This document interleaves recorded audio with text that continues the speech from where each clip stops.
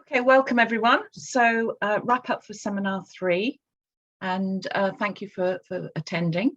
We're going to share this later this weekend with the rest of the group. So one of the things that we're trying to do with these wrap-ups is to capture the key learning points as part of progressing your research ideas. So I'll just share a short presentation with you, and hopefully just pick up some of the key things. Hi Will, we can see you now.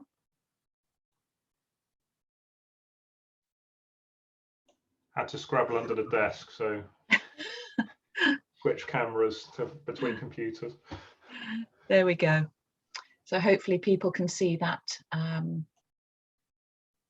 the sharing there. So Ursula's coming in. I'll just admit her as well.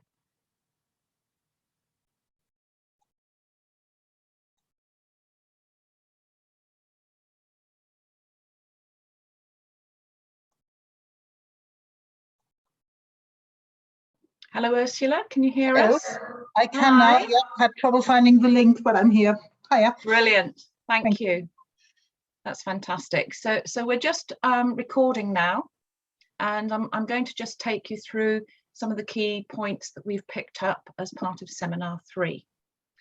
So there were some really great posts, and thank you for interacting with each other and sharing your ideas.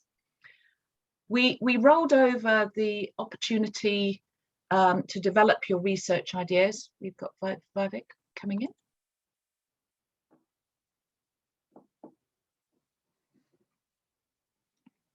Hello, Vivek, can you hear us?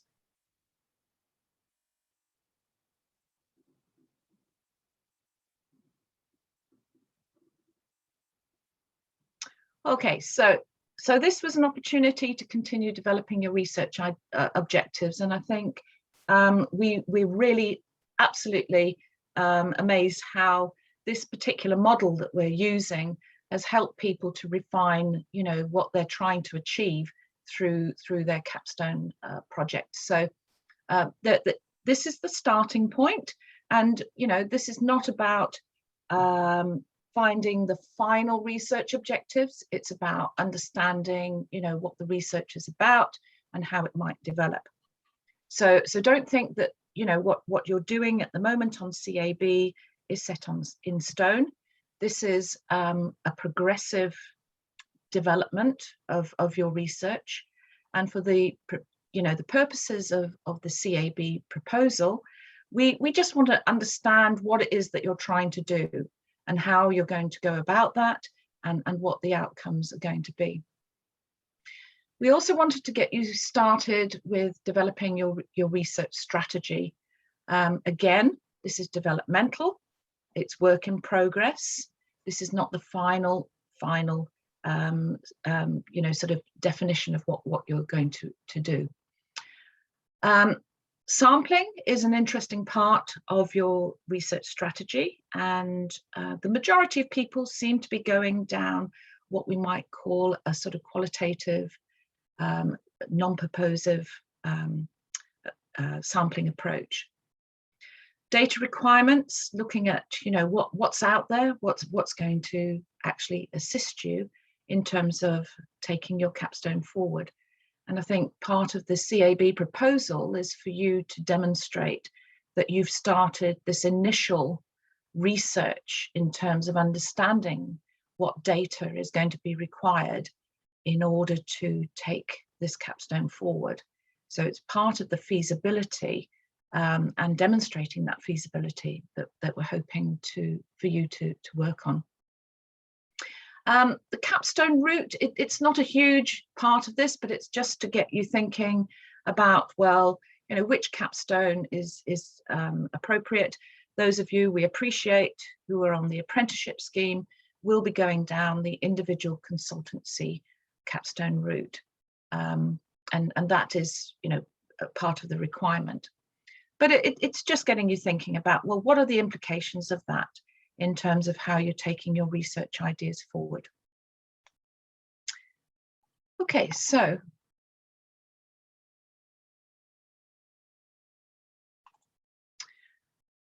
here are the, this is the first activity, which is around research objectives.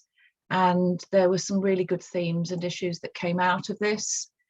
So first of all, the way in which people were applying the recommended structure, we were really pleased to see how that was helping you to structure your thinking. And in the main, that resulted in a logical progression, really assisted, you know, the way in which you were demonstrating your sense of purpose. And that's what it's all about. You know, where is this going? How is this going to be achieved? What will be the outcome of the research that I'm putting forward? So please bear that in mind. And as you take this forward to your capstone, and as your objectives develop, then just keep thinking about, you know, this structure and the way in which it might assist you in terms of the development of your research ideas. So Birgit and I, we are very much in tune with this idea that your research objectives are like a high-level roadmap. So by following these, you're kind of creating and navigating your way through your particular research ideas. So that roadmap and that navigation and that sense of purpose and direction is really important.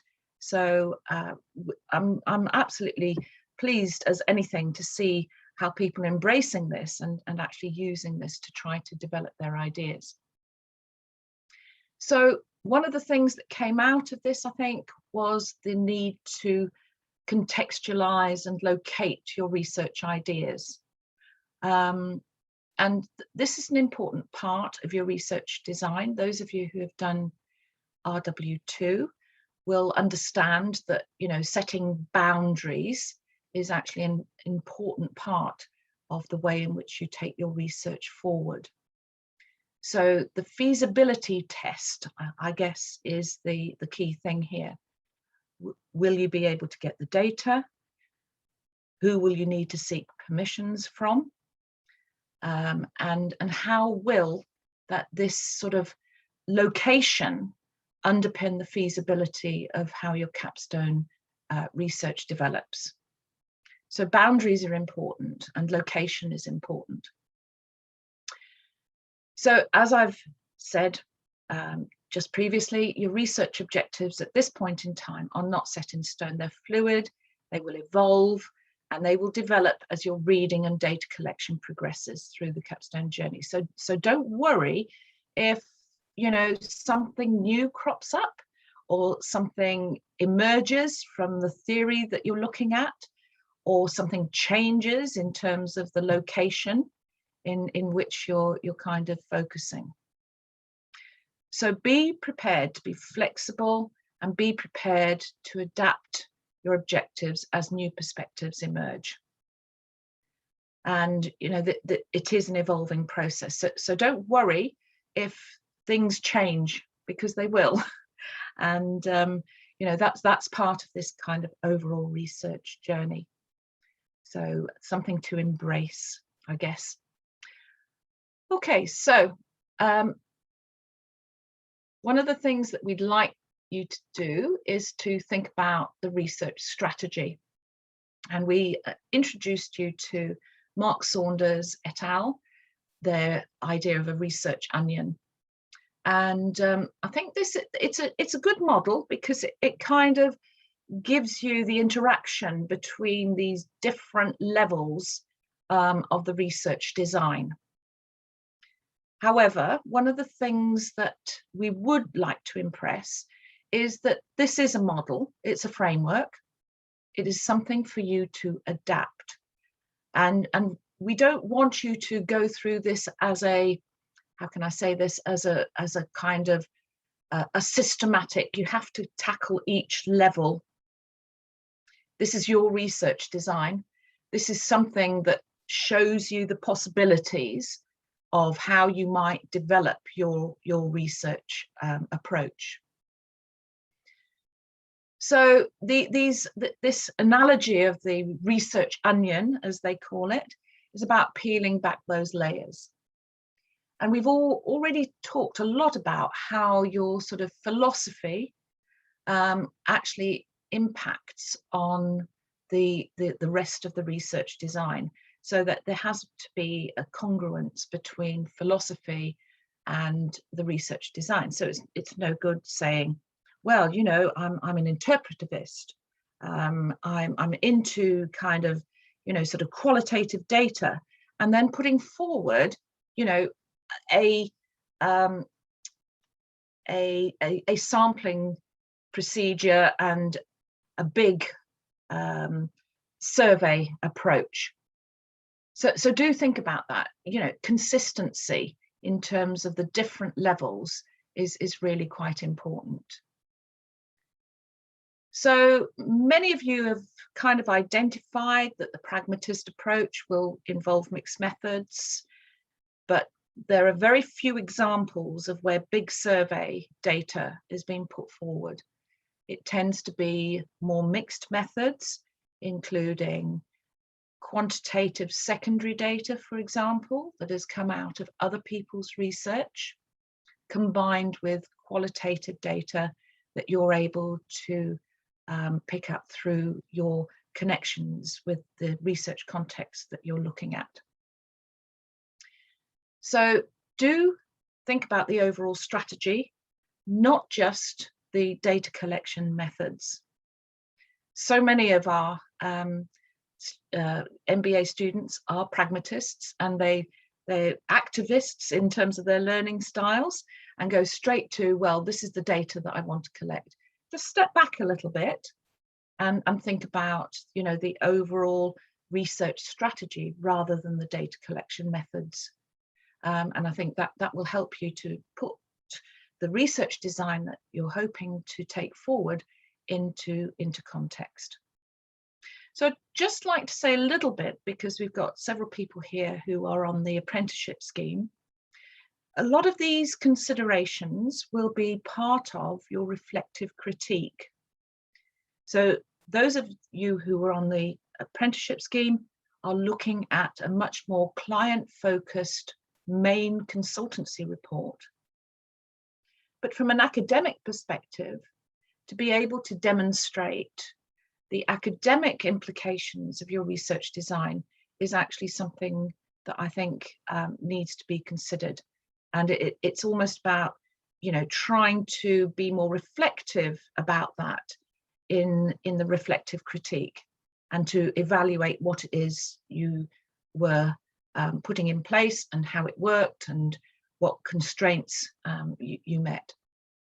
So there's an opportunity to take that more academic perspective of your research strategy and design as part of the reflective critique. So that's a point that I'd just like to make there. Okay, so moving on. The need for sampling. This is an interesting one. Sampling is part of your research design. And it's a fundamental part of your research design, because it underpins the feasibility, because you have to demonstrate that somehow you've got an the access to a specific sample that's going to enable you to actually achieve your objectives. We find that there are very few positivist approaches. I think that this is part of the nature of management and organizational research. To find a realistic sampling frame as part of a positivistic approach in kind of what we might call real world problems, organizational management research, is sometimes quite difficult. And so what tends to happen is that people kind of look for that broader data, quantitative data, via secondary sources, and then maybe look at their research context for looking at this idea of collecting more qualitative data to sort of shine a new perspective or lens on what it is that they're trying to do. So we've had lots of very successful research projects, capstone projects, where maybe there's a background of quantitative data that shows trends and kind of identifies issues, but then within the context or your context, perhaps 4, 5, 6 interviews can begin to interrogate that and the relevance of those previous studies to what it is that you're trying to achieve. So do think about that. There's an interaction here.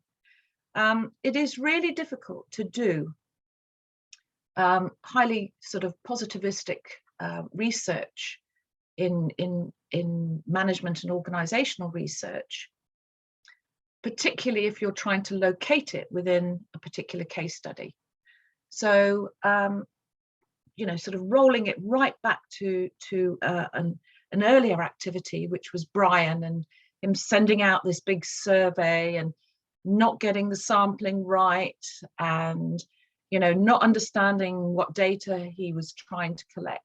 So reflect on that, because I think there were some absolutely great observations about some of the difficulties of throwing a survey out there and actually getting the data that you need, particularly with things like the actual response rates for that kind of activity. So I go back to your sphere of influence. So very often your sphere of influence dictates what sampling approach you're going to take. So do think about that and how it might affect your research design. Yes, surely. Who's there? Ursula, sorry. Hi, Ursula. Don't quite know where to put my hand up somehow. Anyway, what I was thinking about it, and because obviously the sampling, we're thinking of which people to ask. Where do pure quantitative data fit in? So, for example, if you're looking at a specific department, financial performance, staffing, that kind of stuff, because that's obviously as objectivist as it gets. You've got the entirety of the department, if that is it's a case study approach, really, isn't it? But so you're looking at the entirety of, well, I suppose, n equals 1. So that's what we would call a census approach. A census approach. So effectively, with the census approach, you're not actually sampling. Yeah. Okay. Fine. So you're looking. You've got the population. You've defined the boundaries of your population. And effectively, because you can reach it, you're using this census approach. So everyone is in that. It's not a sample anymore. Yeah, no, exactly. Perfect. Good. Okay, thank you. All right, thank you. Can I ask you a question, please, Julie? Sure, Helen.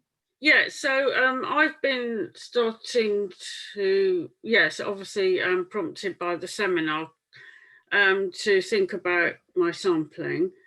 And I've been thinking about it even more as I'm doing the ethics form that we've got to submit. And realising that to avoid coercion, I just think that it would be better if I don't speak to any people actually within my sphere of influence. Yes. Because I'm a senior manager. I want to avoid people feeling obliged to speak to me, and then those responses being subject to bias. So what you say about sphere of influence, I feel like I'm trying to move away from that, because I don't want bias in my sampling, in my responses. And I think that you can address that. And it's the way you frame it, obviously. And in terms of how you're going to present this to the people that you want to talk to around, junior management development. Yeah. So there are different people that perhaps you're looking at in terms of their perspectives on this. So there may be the HR perspective, and then there may be the junior management perspective.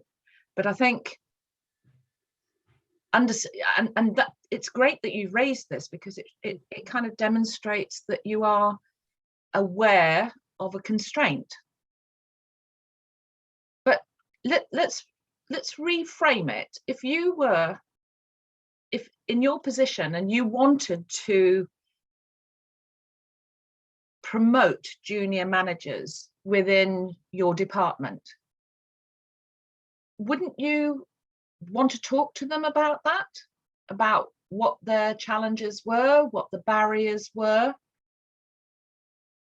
So it's not about being critical. I mean, I guess that from an organizational perspective, there is a critical analysis to be had.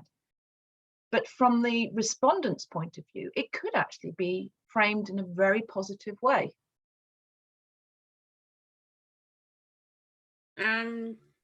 So I don't want,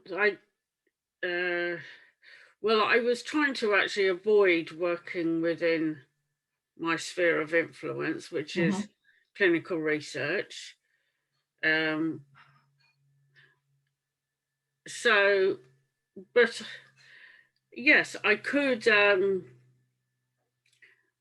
they could, I suppose, be part of the sample then, but not all of it. And that would somehow counteract my sense of any people giving potentially biased responses, because they would be a part of the sample. But Helen, you know, that's part of the research, isn't it? Acknowledging that you will get bias, because that what you're researching is people's, you know, view of the problem that you're looking at. And then it's through the analysis that you try to kind of flesh out what those issues are. And for me, actually, the bias is quite interesting. It's understanding where people are coming from and how that might affect their perspective of the problem that you're investigating, because it's a complex problem that you're looking at. Just thinking, in a way, it might be quite interesting if you were speaking to some people within your sphere and outside of your sphere. I think that's, I feel more comfortable with that, people in and outside it. Yeah, thank you. And that's part of, you know, the kind of triangulation thing, where, you know, you're trying to get different perspectives. So the literature might say one thing. The secondary data from, you know, the King's Trust might say another thing. People who you are directly connected to may say, or it may connect with either of those data sources, or, you know, their HR perspectives. So you've got all of these different ways of looking at this. And that's what makes it interesting, isn't it? Because, you know, if it reveals a tension, then that's part of the problem. Yeah, I think that's I think that's a difference again, isn't it, between clinical research and social sciences research, in terms of, you know, one influences the other rather than having a general truth kind of thing. Whose truth? Yeah, Ursula.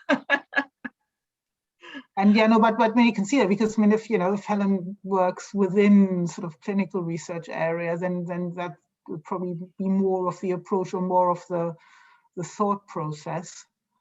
And yeah, I mean, so this whole concept of the researcher being part of the research and influencing the results of the research within social sciences research, that is acceptable. In natural sciences, absolutely. It isn't. And that's exactly the conflict.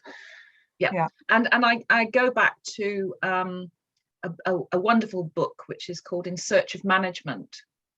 And in this book, one of the first chapters, or one of the early chapters, was entitled Reading the Hand That Writes. Mm. So, Mm. so the researcher reveals themselves and what their perspective is. Yeah. Can I just bring in a really stupid example, a simple example here, so you can tell me if I get it right? Or Helen, maybe that'll share understanding, because I share your pain. But so if you're an objectivist and you're going outside and it's 10 degrees centigrade, it's 10 degrees centigrade. Mm-hmm. If you're an Eskimo, you go outside, it's 10 degrees, you're going, oh my God, it's really, really warm.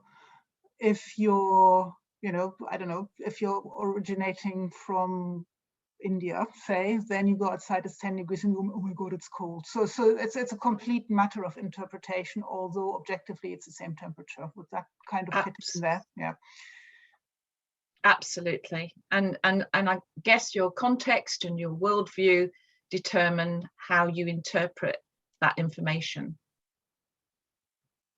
Cool. Oh, we're getting really deep here, aren't we? Temperatures, oh my God, but yeah, no, definitely. Yeah, temperature is a temperature, but how people interpret it, yeah, is, and I guess you've nailed it there, Ursula, because you know, we have data is there, but then what do we do with it? But you know, reading the hand that writes, I think, is something for Helen to think about, and that will be, that concern that you've raised is great, but I would say embrace it. Don't try to negate it. Okay, thank you. Another challenge. Sorry about that. So let's move on. Data requirements tables. Woo. So this is just an activity, and what we found in the past is that by asking you to do this, which is combining your research objectives, the questions that you're asking, and then demonstrating how those are going to be achieved through different sources of data, has really got people thinking. And so much so that we're rolling this over into seminar 4, hopefully to get a little bit more sort of participation on this. So we're looking at all different types of data. So there's literature, there's secondary data, there's primary data that you're going to be using. This is part of the appendices, but I think it's quite it's a really useful activity, which is making people think about the interaction of the different data sources that you've got available to you. So looking at your research objectives, asking, well, what is the question here, which I think is particularly pertinent, and how am I going to answer that question? And it's through identifying and exemplifying those data requirements. So my overall impression, and I've gone through and looked at all of the data requirements tables that have been presented, and I will be more specific in my feedback, but I think generally the data requirements have been dealt with at a too high a level, and I'd encourage you to drill down a little bit and give specific examples, because what that does is demonstrate the background reading and research and your understanding of your primary data approach.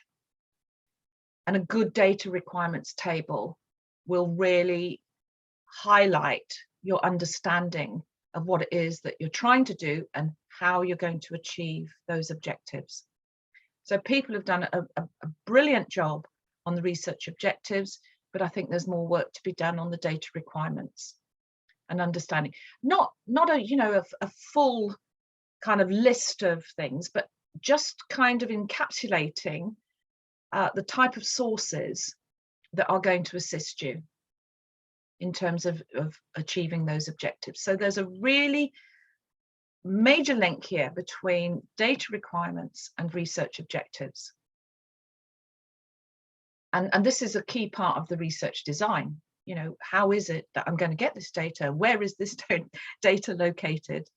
And do, you know, sort of just show us the kind of reading and research and the information that you're looking to actually achieve.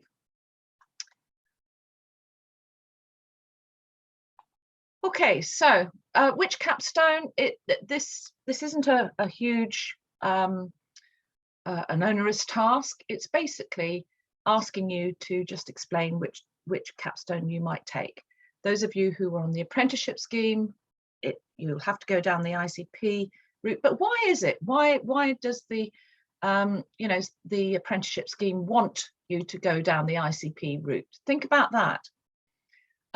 Think about the rationale behind your decision, or the fact that you have to go down one particular route, and just provide a little bit of supporting evidence literature. It's only a few hundred words, but what it does is to help us to begin to think about, well, okay, so if someone's going down a much more academic route, then maybe we can link that to a particular supervisor.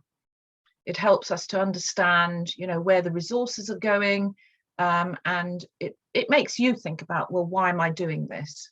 What is it that I'm trying to achieve? Hi, Lisa. Hi, could I just ask a question on that? When you say provide some support and evidence in the literature, what is it? I'm not quite sure I understand what it is that would support the choice. I understand that if it's a dissertation, it's more of a models and theories and how you sort of might develop those compared to a consultancy, but what type of literature would support that?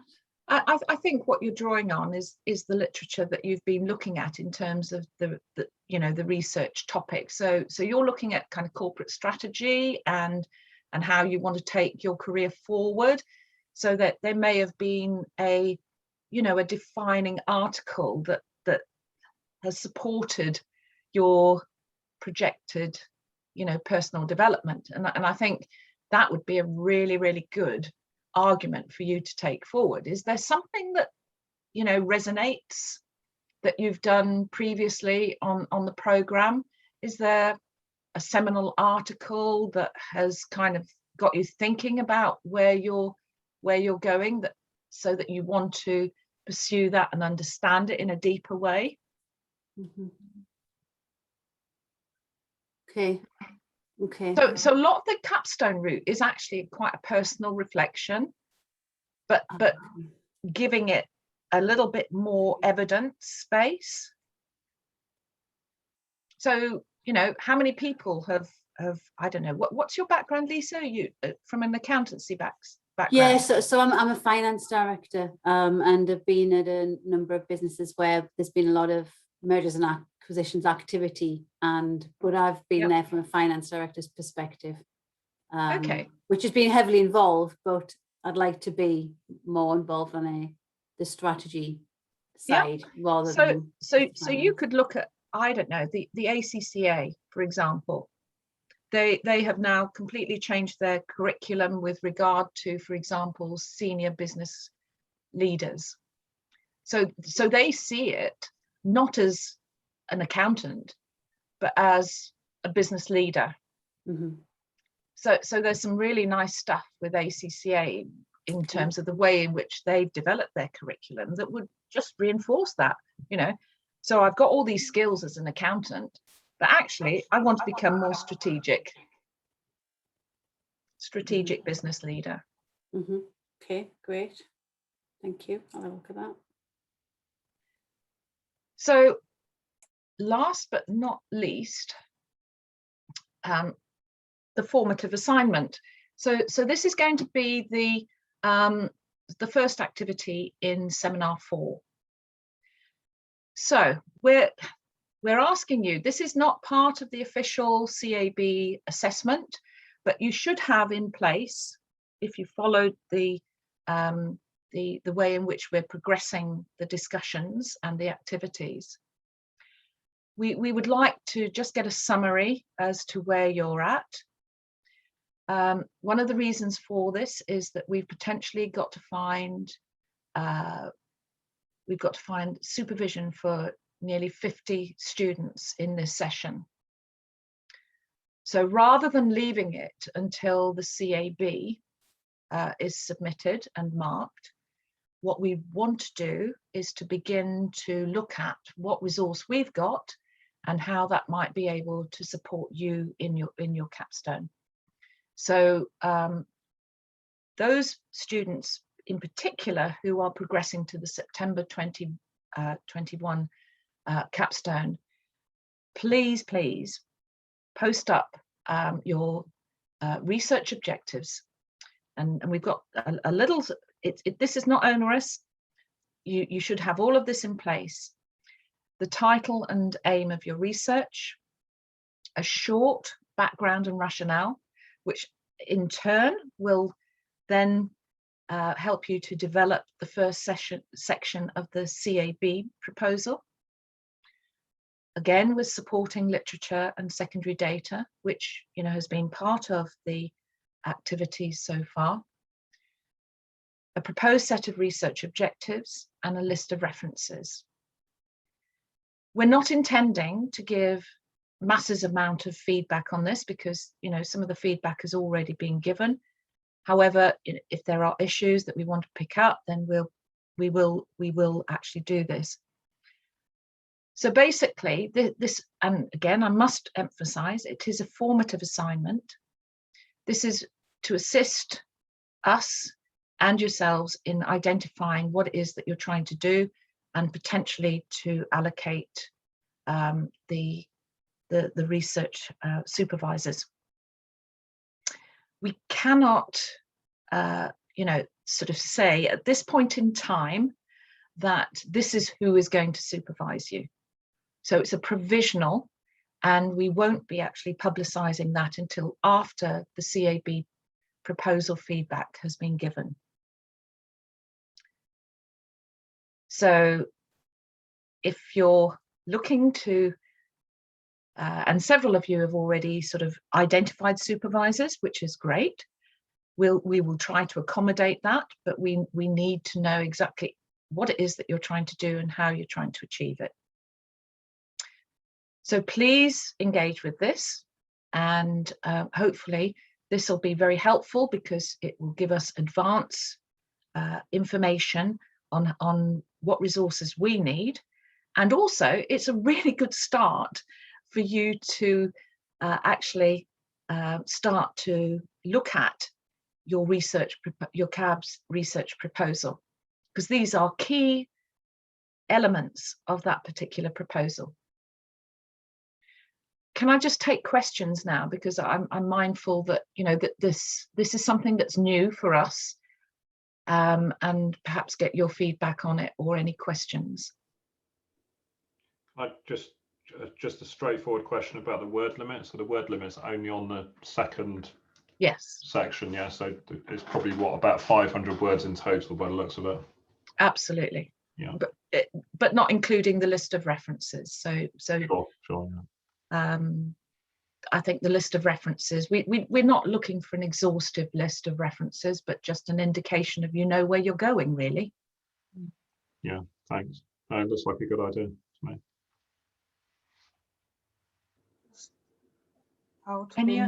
Yep. So because you're saying the research proposals can change. I mean, hopefully absolutely, but between CAB and CAPSTONE. So if that were the case and there was a more, the supervisor would then be less suitable, how would that work? This happens all the time, Ursula. People's situation changes, their topic changes, and sometimes quite fundamentally. And what we would do is to adjust our resourcing. Cool. Okay. But it is quite a big task. So this would be incredibly helpful for us to get this initial understanding of you know, what those topics are and how we might assist you in addressing that. Okay. So could you pass this through to all your unofficial WhatsApp groups, etc., etc. It would be really helpful for the student voice to be heard on this one, because if people don't, you know, give us this information, we don't know how we're going to progress with it. And I know there are a lot of people who are in very difficult situations, haven't necessarily been able to participate as much as they would like. But if we can just get this, this would help us to take this forward. So there's a plea for you to use your networks and groups to try to circulate that. Can I just check one further thing? So the deadline, if you like, for this will be the end of the seminar 4. Seminar 4, are we? Yeah, so we're in seminar 4. Yeah, completely lost track. I'm obviously busy, as you know. Yeah, so by the end of seminar 4, people need to have submitted this. Yeah, that would be great. Okay. So just to open it up then for any questions that you've got. Paul, you've been very quiet today. Thanks very much. Yeah, I did actually attend the one in the week as well, so I was just listening to what people were saying.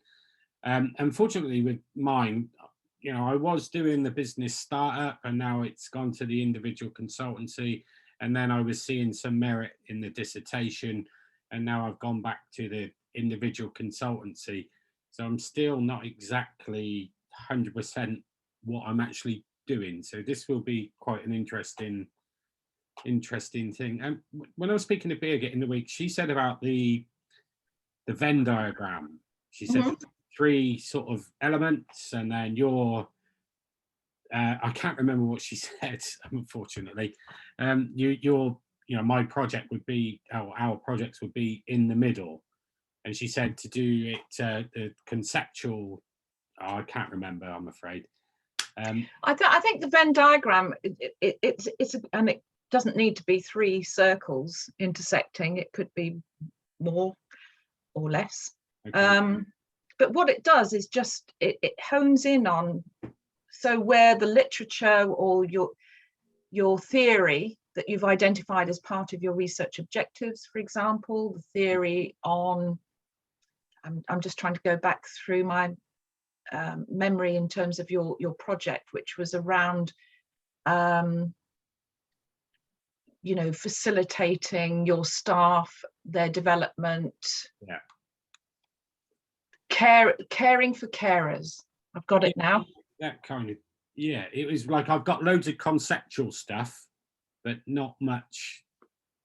Yeah, when I sort of said about the relevance tree that I had, all the examples I gave her, Birgit, she said they're all conceptual. You need to think a little bit more than that, which is what I'm struggling with a little bit. Yeah. So you've got perhaps this notion of how to kind of develop your workforce, get the most out of your workforce, caring for carers, as it were, which I think is a wonderful concept. But then you're looking at, well, how do we do this? What do they want? So there's your locating your data collection in terms of the carers. Yeah, it's intersection with the theory on, you know, what are the challenges of caring, for example. Yeah. It's a strategy thing, though. That's the idea. And then there's you know, the development of a strategy. So you've got a lovely intersection there. It's to make the company look attractive for carers to want to work with us. That's pretty much. Well, that's your outcome, isn't it? What is our strategy? So it's understanding what their requirements are, what their challenges are. That's one perspective. There's a, you know, and then there's what the literature is saying. about some of the challenges with relation to, you know, care organisations and the way in which they work and the way in which they recruit and the way in which they exploit. And how it's perceived by the industry. But yeah, it's just I think I've got too many avenues I can look down. Yes. That's not unusual. Will could tell us about that. How many avenues, Will? Oh yeah, quite a few, Paul. I think you're further on than I am in terms of your thought process, probably. Yeah, it's a roller coaster ride, is the way I would describe my my participation and how I'm getting on. I think, isn't it, Julie? I think so, and I think, you know, you've now begun to narrow it down, looking at a case study in particular. Yeah, and I guess that's relevant to what you're doing, isn't it, Paul? You can set the boundary around your case study, but look also at the wider industry perceptions, I guess, in terms of how others are maybe looking at the same problem. I found quite a bit of research at why people like myself, like allied healthcare professionals, why they stay in their jobs, and I was using that as a template to see if we could use that as a framework for carers. I did do the research onion, my research onion this week as well, and I kind of completely finished that. So that helped my brain quite a bit. So I'm just trying to get a little bit more on paper for this. I think this formative assignment would be very, very, very good. So I think what Julie's referencing is I was looking at diversity across all elements of diversity, and clearly that's enormous in terms of avenues. So we're on gender diversity, so we've narrowed it down in terms of where we're looking and looking at a functional area as well. Yeah, that's helpful. I think it's what you say all the time, isn't it, Julie and Bridget, that you should reduce what you're doing. Yeah, it's all good. Sorry I was so quiet. Not at all. So any other observations or comments? Julie, on that, I was thinking the same similar kind of question, really. So I've been through lots, as you know, lots and lots of different sort of areas, because they're all very interesting, but you can't do everything. And when I've started to look at the number of theories or concepts or frameworks in the template that was on Moodle, I'm thinking how many is the number? And I know it'll depend on different topics, I guess, but when I start to look, there's more and more things coming out, and I kind of almost don't want to ignore those, but I'm kind of feeling like I need to concentrate on the top 4 theories and concepts, or 4 or 5 or something like that. It would just be good to get your advice on that narrowing. Yeah, and you know, after all these years of working with students, very often you have to you know, sort of do this divergent thinking, but very often what we find is that there's almost a light bulb moment. And I think it's finding that light bulb moment, which is, yeah, that's exactly what I want to do. So don't worry at this point in time.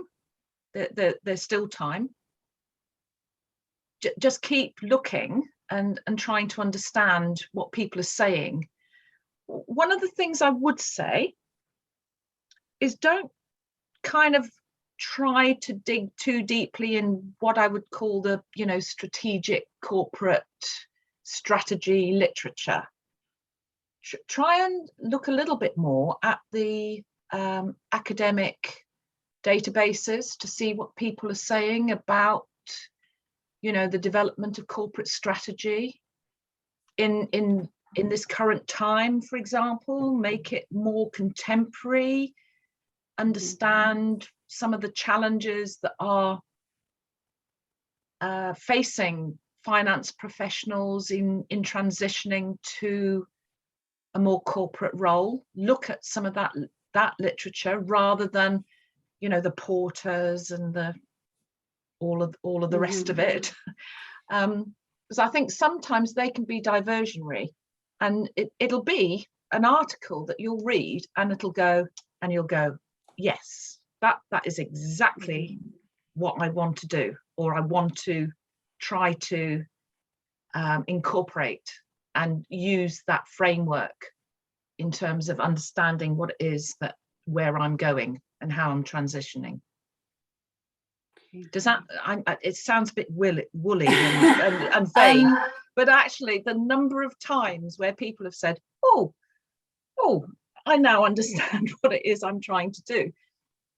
But yeah, I suppose that sort of is a concern, and I have done a lot of research in lots of different areas, but that is a concern that, you know, some of the topics you don't kind of just want to be looking at the same stuff, and I'm trying not to, but there are some quite key themes of why someone would do mergers and acquisition, why someone would do an acquisition, and why they would do it particularly now, or the coming, you know, this coming sort of few years because of the market and what's happening in the market in pharmaceuticals. And so, yeah, so I have looked at it in that way rather than necessarily looking at models. It's more about how effective they've been, how or not, and what people are trying to get out of it and whether they did or not. It's more of that kind of thing that I've been looking at. But when you say look at the more, sorry, did you say academic context? Yeah, at the academic databases. So one of the ones that I always use is Emerald Insight, for example. And I think that's a really good database. It's all peer reviewed, and it's very wide in terms of its reach. I think sometimes some of the other databases, you've got a lot of stuff, but it's hard to sift through it. Yeah, I think that is the thing. There's a lot of stuff out there, and there's a lot of journals that have, you know, a lot of stuff out on there, and it's trying to not spend all the time hours. We're just I've probably spent hours, and it's trying to get the right, being efficient with time, I suppose, is I think challenging. And one of the things that interests me about your particular topic is that personal development issue, which is, you know, the change and why people are thinking about how they change from a more specific finance role to a more generalist strategy role. Yeah. Okay. Something to think about. It is, yeah. Okay, thanks. Can I just check, Julie, that reference, that book you said, In Search of Management, is that Tony Watson? It is. Yeah, okay, I've just looked it up. The joy of Google. Thank you, Helen, because the name had actually gone out of my head. It's quite an old book, 94. It is, but it's an ethnographer. He's an ethnographer, and he spent 18 months in this organization doing really in-depth work, and you know, I love it because it just is kind of exemplifies some of the you know, interpretivist challenges around the things that we were talking about. You know, whose lens are we looking through, and you know, what's our bias and all the rest of it. I'm just about to jaunt off to the library. So I'll pick it up. Great, have a look, but you know, it's just an illustration of some of the things that we were talking about there, and you know, being brave enough to actually accept that you know, there will be conflicting perspectives, and that's partly the interesting thing about it.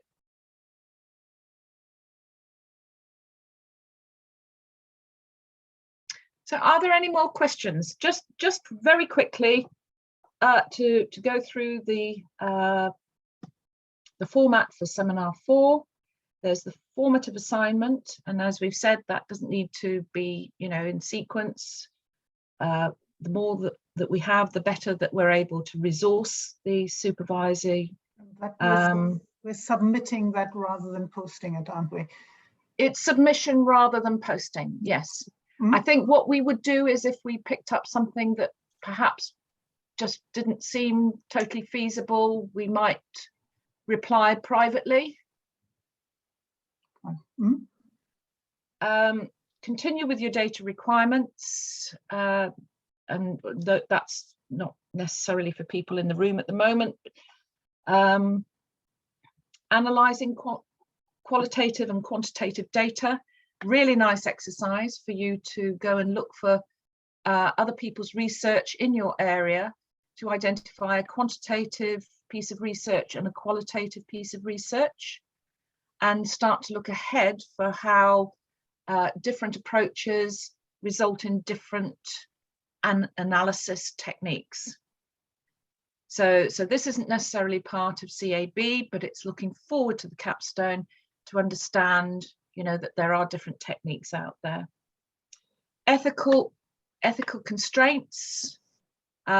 We've linked you up to the university resources on research ethics, looking at the research ethics form. This is not just a fill out the form, tick a box.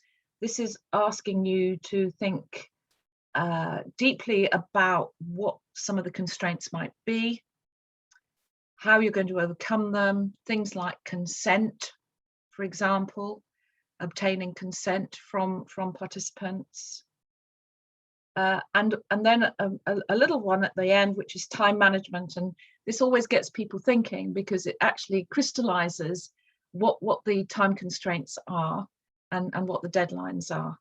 And that kind of focuses people quite nicely in terms of, you know, what they're trying to achieve and what their timelines are. So that's something just to think about.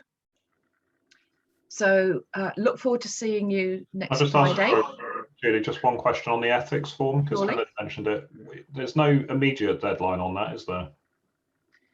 No, it'll be submitted as part of your appendices for CAB. Right. Okay. It's if you look at the assessment criteria for CAB, it's like you either pass it or we give you feedback. That's all right. It's just because Helen mentioned it, I thought maybe I'd missed something in terms of a deadline, but that's okay. No, it is part of CAB. So a lot of the elements of CAB we've tried to integrate into the activities, into the seminar activities. On that note, you either pass it or you don't. So if you don't this sounds daft. If you fail CAB, can you still do capstone in September, or no? It would take. So the resit would take longer than that, would it? Mm-hmm. Right. So CAB, if you look at the requirements for the capstone, CAB is a prerequisite. Yeah. Time period. And again, maybe that's something to put out to your WhatsApp groups, because sometimes people, I don't think, appreciate that. You know, all this documentation is up in CAB, but that it could hold you back another 6 months. Can I ask a question? 2 questions. Surely. One related to the ethics form, which is form 1.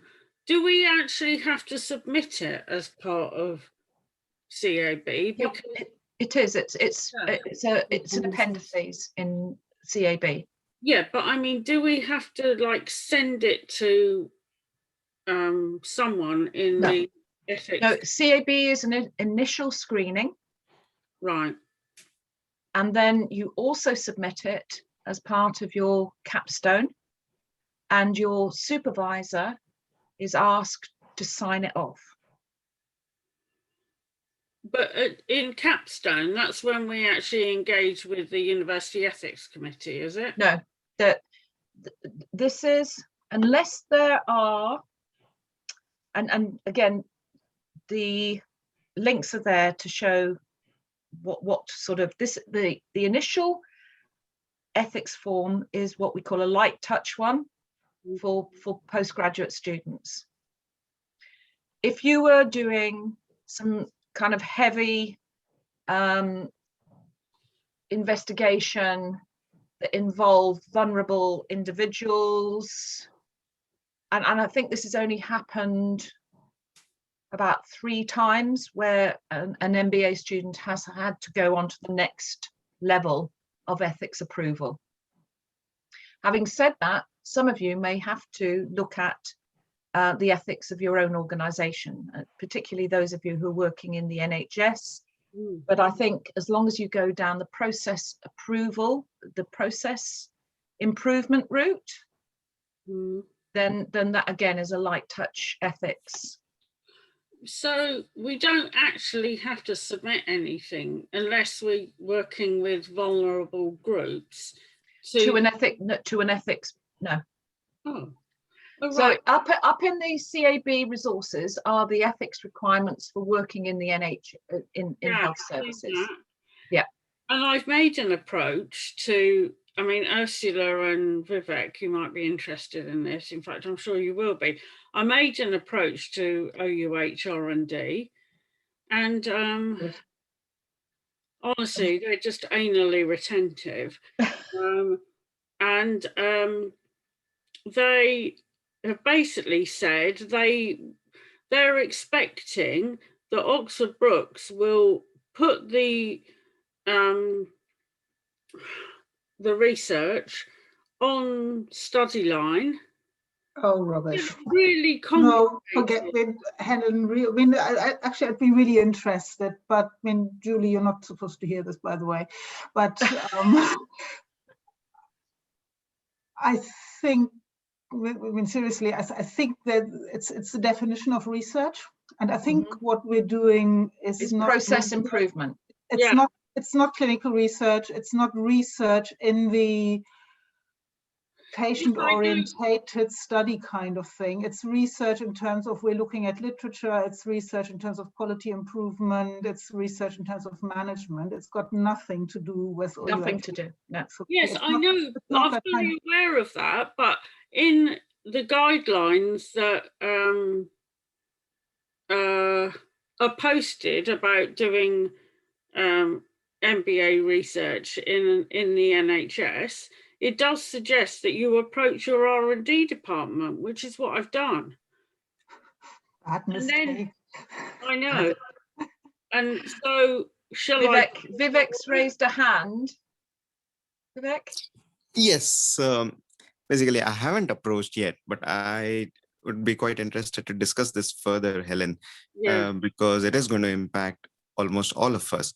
I think there is 1 or 2 within the cohort who have progressed on beyond CAP now. And I'll have to ask Jasmina what she's done about this and how whether she has got approval yet or not. Or do you know, Julie? My understanding is that you are actually trying to meet the ethics requirements of Oxford Brookes. Yeah. And it's not research and development in an OUH kind of thing. No, I completely agree, Ursula. But you and I and Helen, we know how OUH works and NHS works. Whatever arguments you put forward are very, very valid. I completely agree that this is service improvement rather than actually looking at patients. We're not even including patients as such. But it will have to be something that we'll have to negotiate, I suspect. I think we should discuss this in a separate forum and then speak to the people. And I think maybe Ross will help you with this, navigate it. Yes. Because I'm sure this must be part of the apprenticeship agreement. That you're not going to get into having to satisfy the multiple ethics requirements. And the other thing is, you're absolutely right, Julie. Let's put that. I mean, I suppose again, it's what you call things, isn't it? But I can guarantee that the work I would be doing would not go anywhere near any research ethics committee in real life. I mean, if I was doing it as a work project, more quality improvement project. Yeah, it's about organizational development. Yeah, and it's, so I mean, and really, I mean, actually, I think that's exactly the thing. So also organizational development rather than research, and I said, you know, in that kind of, I don't think it needs to go anywhere near R&D, to be honest.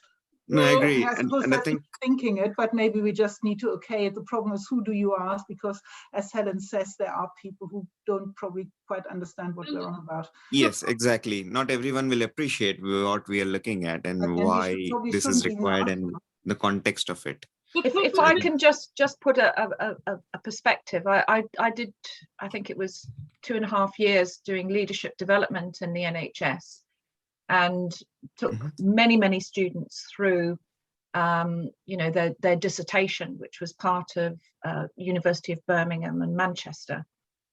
And effectively there is a huge precedent that this does not need to go to ethics approval. Huge precedent. And if people needed, you know, some sort of evidence about this, then I think we could supply it, no problem at all. But I think just be careful. don't engage in, you know, that debate. Just push it back to Ross. Well, the thing is, in those guidelines that are on the resources section, it does actually explicitly tell you to do this. So I that's what I did. I know it's service improvement. I'm fully aware of that. So, well, I'm just not going to engage with them. No eye contact. Right. Even with service improvement, we'll have to go through. Yes, we do go through. But the it should be a tick box exercise. Exactly. Yeah, what I'm saying is that guidance that you've posted, that's been posted in the resources section, is a bit misleading, because if it is service improvement and all of this will be doing, then you don't need to engage with the R&D department, and it does actually say that you have to. So that's okay. I'll have another look at that. I know Birgit put that up because I think it's probably Oxford Brookes kind of making sure that they've covered the different requirements. But my understanding is that this is you are seeking to meet the Oxford Brookes research ethics. But you just said actually these projects are unlikely to go through OBU ethics committee. They won't, because the E1 is just the, effectively it's because it's a screening device. If we picked up anything on that we thought was, you know, sort of needing greater ethical approval or more intense ethical approval, then that would be taken forward. So it's myself and Birgit and your supervisor who signs these off from the Oxford Brookes perspective. Okay. And like I say, we've probably had what, 2 or 3 in the 15 years, 16 years that I've been doing this. Okay, and my other question was, do we just email you that formative assignment? No, it is actually an activity up on Moodle. It's activity 1 of seminar 4. Yeah, but you said we don't post it. So if we you post it, right, and then we'll just then take that information from your post. Okay, so it's not a Dropbox type thing. No, okay. Just post it. And I think it's quite interesting for people to look at other people's research.